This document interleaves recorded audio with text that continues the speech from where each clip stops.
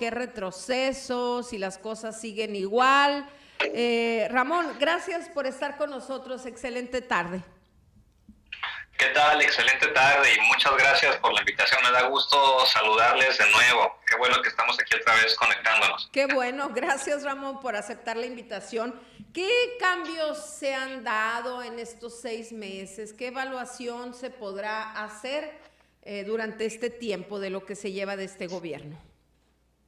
Sí, cómo no. Bueno, yo voy a intentar centrarme en un aspecto muy puntual. Ahorita les voy a decir cuál. Antes, yo creo que el contexto de lo que ocurre en Sonora es una repetición a nivel estatal de algo que viene ocurriendo desde 2018 a nivel nacional, que es básicamente unas élites políticas van de salida y otras van de entrada, aunque por supuesto no es una renovación total. O sea, parte de las anteriores élites se cambiaron de partido y están ahora vistiendo ropas nuevas, pero es eso. Entonces hay una combinación de la entrada de una nueva élite con pues una parte de la anterior élite que se cambió de barco, ¿no?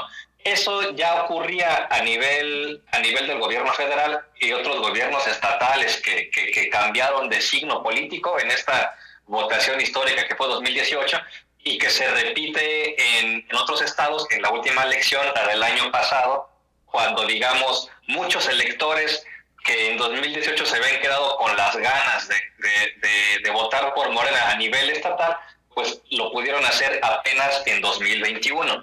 Entonces, digamos que Sonora está viviendo con un relativo atraso lo que a nivel federal ya había ocurrido tres años antes, ¿no?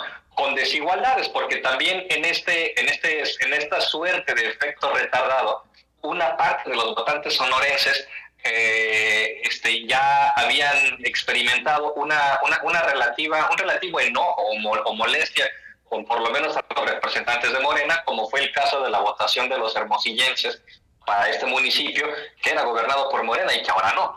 Entonces, pero al mismo tiempo, la mayor parte de los votantes de Hermosillo, aquí en el municipio, votaron a favor de Morena para el cambio de la gubernatura. Entonces, esto es lo que está viviendo hoy Sonora, es un proceso de renovación parcial de las élites, pero que estas tienen fuertes compromisos con las anteriores, de modo que, y esto es a lo que voy, y lo que esta es la respuesta a la pregunta, en los temas más candentes, hay pocos cambios en realidad. O sea, es esto, o sea, es mayor la propaganda política del cambio que lo que ocurre realmente ya en los hechos, como por ejemplo, es una repetición otra vez de lo que ocurre a nivel federal con las mañaneras. En las mañaneras todos los días se presenta un México que ya cambió abrupta, radical, o sea, ya y totalmente, ¿no?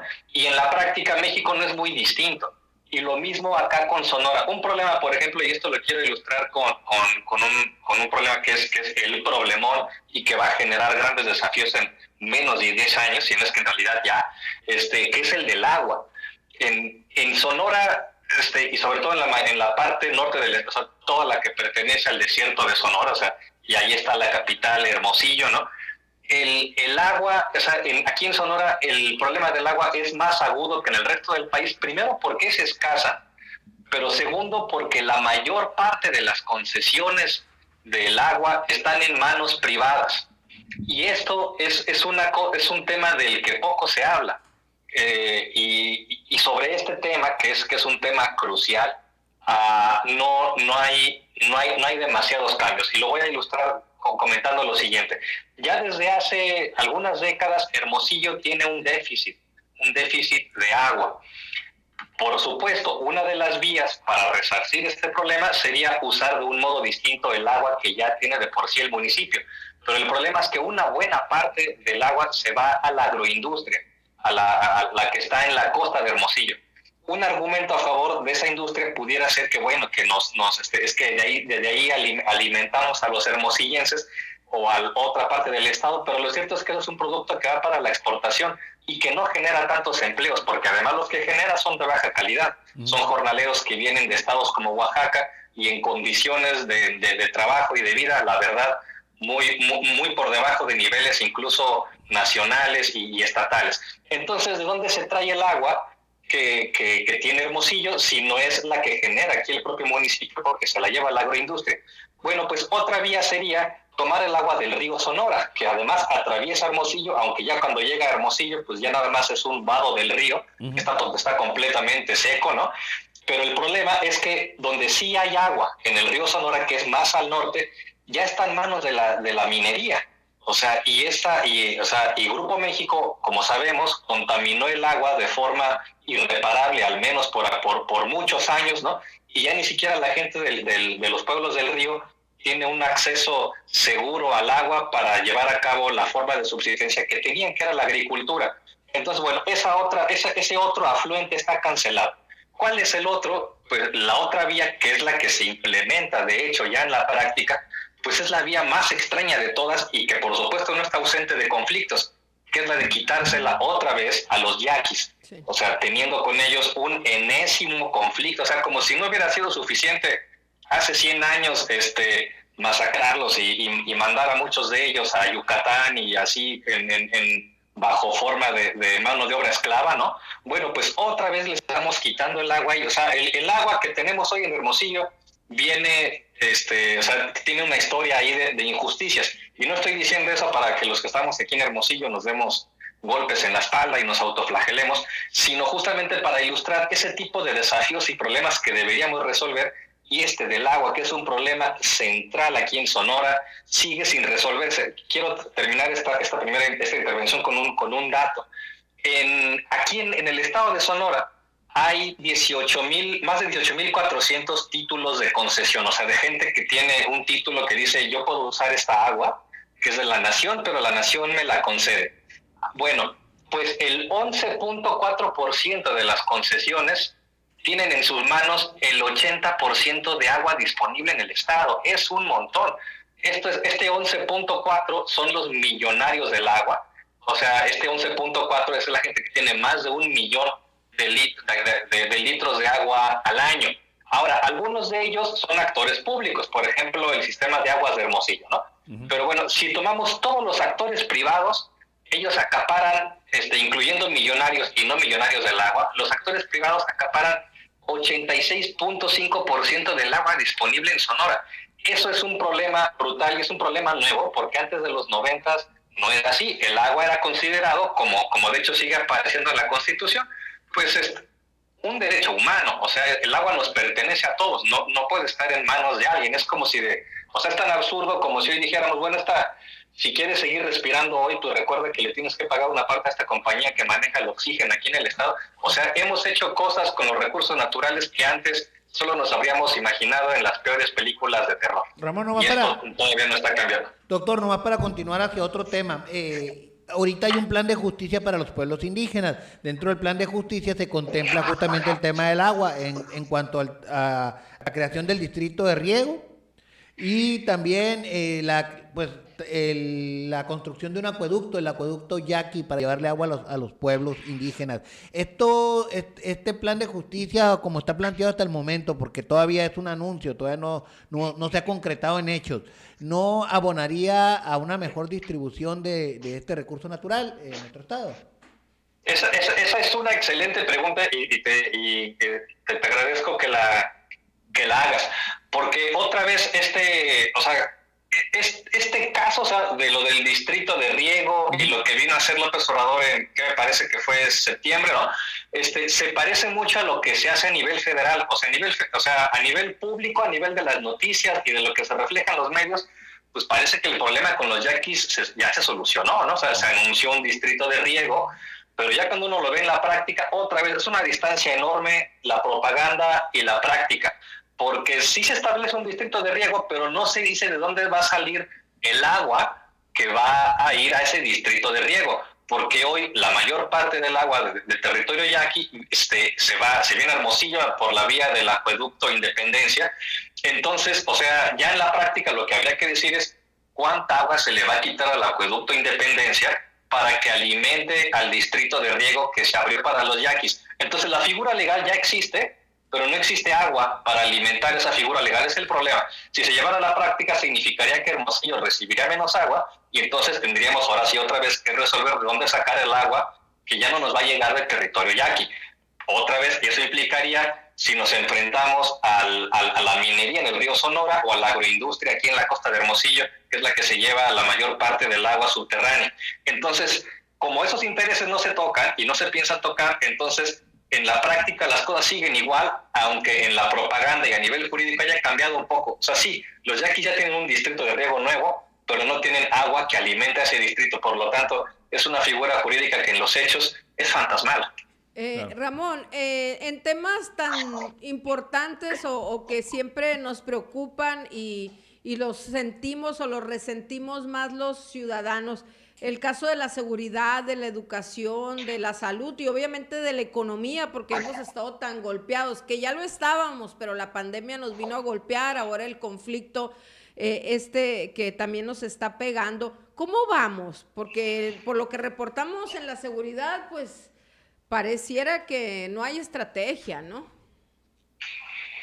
Sí, y ese es otro gran tema. Y tal vez aquí ofrezco una pequeña disculpa por centrarme tanto en lo del agua, No, pero no, es vamos aquí a ilustrar importante. un poco más. Sí, no, Ramón, es importante lo del agua, así es. Claro, y en los demás temas, pues que solo voy a alcanzar a referirme superficialmente, pues lo cierto es que, otra vez, o sea, ya en el discurso Sonora ya cambió, Sonora ya es otro, pero aquí más bien tendríamos que apelar un poco a la confianza en el propio, en la intuición propia. Y entonces basta regresarle esa pregunta, digamos, a la gente que vive por Caborca, a la gente que vive en Obregón, si realmente sienten una diferencia. Y cuando uno les pregunta a sonorenses que viven en esas partes que ahorita están muy candentes, pues la respuesta es que no ha cambiado. Posiblemente se ha agravado, y seguramente no por culpa del gobierno, pero, o sea, simplemente no ha habido un cambio, no de la naturaleza que se anuncia a nivel del discurso, de la propaganda y esto. Ahora, ¿sería posible hacer un cambio? O sea, siempre la acción del Estado o sea, tiene fortalezas, tiene debilidades, pero aquí lo cierto es que no hay un cambio de estrategia.